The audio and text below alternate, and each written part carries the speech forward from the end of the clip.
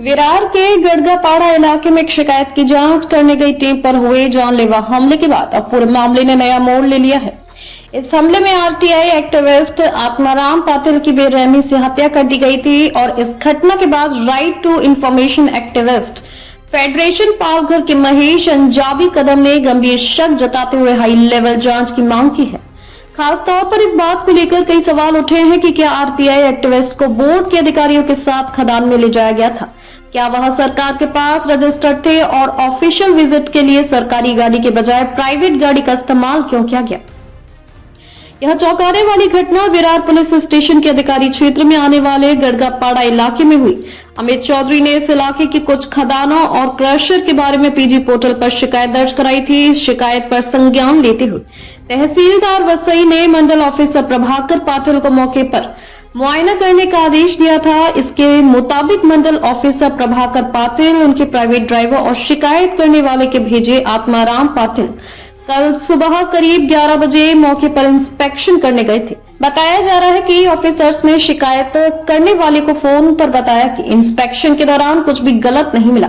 हालांकि इंस्पेक्शन पूरा करके लौटते समय आरोपी महेश पाटिल और उसके 10 से 12 साथियों ने पुराने झगड़े को लेकर गुस्से में टीम पर लाठी, लोहे की रॉड और पत्थरों से हमला कर दिया। इस हमले में आत्माराम पाटिल की मौके पर ही मौत हो गई, जबकि मंडल ऑफिसर प्रभाकर पाटिल गंभीर रूप से घायल हो गए। इस घटना के बाद इलाके में काफी हंगामा हुआ और पुलिस आरोपियों की तलाश कर रही है। इस बीच right to information activist federation Palghar के महेश अंजाबी कदम ने इस मामले में कई गंभीर सवाल उठाए हैं। उन्होंने इस बात की जांच की मांग की है कि क्या बोर्ड के अधिकारियों ने आरटीआई एक्टिविस्ट को सरकार के पास रजिस्टर किया था और क्या ऑफिशियल परमिशन ली गई थी।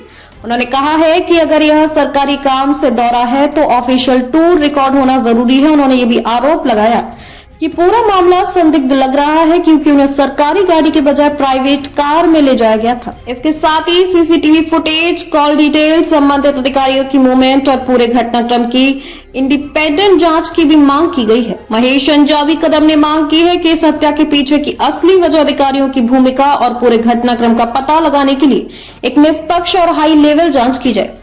इस बीच इस मामले ने खदान की इंस्पेक्शन प्रोसेस, शिकायतों और अधिकारियों पर भी सवाल उठाए और पुलिस पूरे मामले की हर तरफ से जांच कर रही है। विरार पोलीस स्टेशनच्या हद्दीमध्ये गडगापाडा हा एक परिसर आहे। तिथे काही खदानींचं आणि क्रशर आहे चालू तिथे असतात त्या, आणि याच्या संदर्भामध्ये एक तक्रारदार आहेत अमित चौधरी, तर यांनी पीजी पोर्टलवरती एक तक्रार केली होती आणि त्या तक्रारीची ती तक्रार तहसीलदार वसई यांना प्राप्त झाल्यानंतर त्या तक्रारीची शहानिशा करण्यासाठी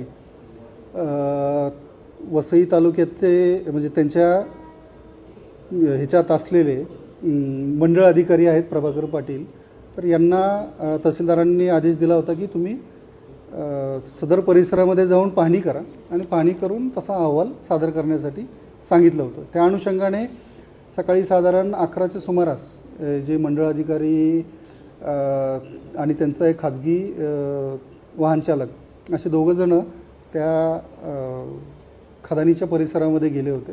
तिथे गेल्यानंतर ज्याच्या संदर्भात तक्रार होती तसं कुठल्याही प्रकारचं कृत्य होताना तिथं आढळलं नाही, म्हणून त्यांनी तक्रारदार यांना फोनवरती त्याची कल्पना दिली की इथे कुठल्याही प्रकारचं काही चुकीचं असं आढळून आलेलं नाही।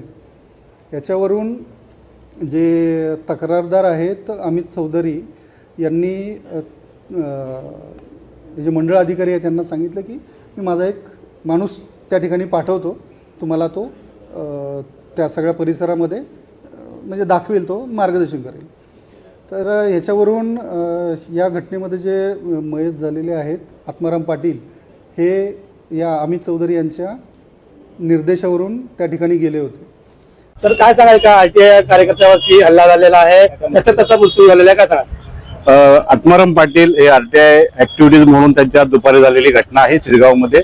मुळात त्यांची झालेली हत्या निर्गुण हत्या आहे। आम्ही त्या माहिती अधिकार कार्यकर्ता महासंघाच्या माध्यमातून सदर घटनेचा मी निषेध व्यक्त करतो, परंतु घटनेची एकंदरीत पार्श्वभूमी आपण पाहिली तर स्पष्ट त्याच्यामध्ये प्रथम दर्शनी असं दिसून येतं आपल्याला की मंडळ अधिकारी जे आहेत विरारचे प्रभाकर पाटील, हे प्रभाकर पाटील स्वतःच्या गाडीतून आत्माराम पाटील यांना बसून त्या ठिकाणी स्पॉट व्हिजिटला गेलेले होते.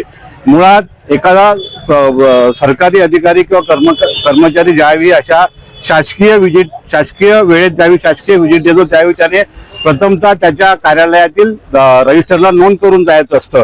ती नोंद आहे की नाही हे प्रथमदर्शनी पाहावं लागेल आपल्याला. त्यानंतर मुळात प्रभाकर पाटील यांनी त्या आत्माराम पाटलांना ज्या गाडीतून घेऊन गेले ते संशयास्पद आहे. मुळात प्रभाकर पाटील हे सरकारी अधिकारी होते आणि अशा ठिकाणी त्यांना स्वतःच्या गाडीत बसून एखाद्या डेंजर जाग्यावरती त्यांना घेऊन जाणं आणि त्या ठिकाणी त्यांच्यावर हल्ला होणं हे अत्यंत महाराष्ट्र राज्यातली एकदम निंदनीय बाब आहे आणि घडलेल्या घटनेचा आम्ही निषेध करतो. परंतु ह्या सर्व पार्श्वभूमी पाहता आपण माझा पोलिसांना वसई-विरार मीरा भांजर पोलीस कमिशनर आयुक्तांना विनंती असेल की ह्यामध्ये प्रभाकर पाटील यांना आपण सहआरोपी करावं. जे आरोपी ह्याच्यामध्ये आहेत त्यांच्यावरती कठोर कारवाई करावी म्हणून माहिती अधिकार कार्यकर्ता महाराष्ट्राच्या माध्यमातून आम्ही मुख्यमंत्री देवेंद्र फडणवीस साहेबांची भेट घेणार आहोत आणि त्यानंतर उद्या आम्ही तात्काळ स्थानिक प्राधिकरण म्हणून ह्या ठिकाणी प्रांत अधिकारी आणि उपायुक्त पोलीस यांचे आम्ही स्वतः 11 वाजता निवेदन देऊन या घटनेतील एकंदरीत जी काय घटना घडलेली आहे त्या घटनेच्या मुळाशी जाऊन आपण जे मारहाण करणारे आरोपी आहेत त्यांना तर अटक करावी, त्यांच्यावर कठोर कारवाई करावी. परंतु हेमंत पाटील असं नेमकं काय हत्या झालेली आहे नेमकं प्रकरण आपण विरार पोलिसांना दाखल काय मागणी? आमची मागणी एवढी आहे, पप्पा तिकडे गेलेला खदानीवर, तो तलाठी करून साहेब आहे ना तो पण त्यांच्या भाग्यानेच आहे. कारण की जेव्हा तिकडे भांडण झाली मी त्या शिरगाव रोडलाच होता, तिकडून आला जेव्हा मारामारी झाली तेव्हा बघितलं ही 14-15 जण पोरं आहेत.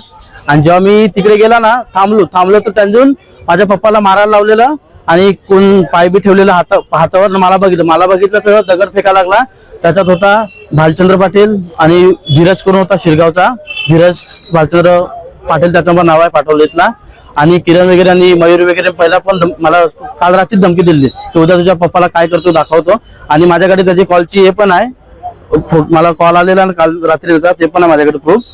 न तो बोललेला का आम्ही करून दाखवणार करून. हे बघा येतं कॉल आलेला मला काल त्याचा, मयूर पाटीलचा मला कॉल आलेला कालच. तो बोललेला आहे तर तुझ्या पप्पाला समजून नाही तर उद्या आम्ही काम करून टाकतो. आता काय म्हणणं आपलं? आता माझं म्हणणं आहे पोलीसवाल्यांनी सांगितलं की तरडे करून साहेब आहे सर्कल तर ते त्यांची एफआयआर आहे, माझी एफआयआर घ्यायला बघत नाही. कारण की त्या लोकांनी पैसे खाले असतील आणि त्यांचं ऐकतात म्हणून मी त्यांना बोललो का पप्पा माझा गेलाय तर तलाठीचा नाही गेलेला, माझी एफआयआर घ्या. आणि तलाठी मेन सामील आहे त्याच्यात. कारण की तो जो त्याच्या कानावर लागला ना तो माझ्या पप्पाने मारलाय, तो मी माझ्या डोळ्याने बघितलेला आहे. जेव्हा माझ्या दगड फेकला ना तेव्हा मी पळालो तिकडून, आता मला पण तिकडे मारून टाकलं असं म्हणून माझा जीव वाचवण्यासाठी पळालो. आणि मी गेलो तिकडे घरी सर्वांना सांगितलं असं झालं. तेव्हा एक घेऊन सर्व आमच्या घरी पण कार्यक्रम होता, मग तेव्हा सर्वजण यायला लागले का भांडणं झालेत करून. नंतर येऊन बघितलं मी तर पूर्णपणे तिकडे खड्ड्यात टाकलेला आहे.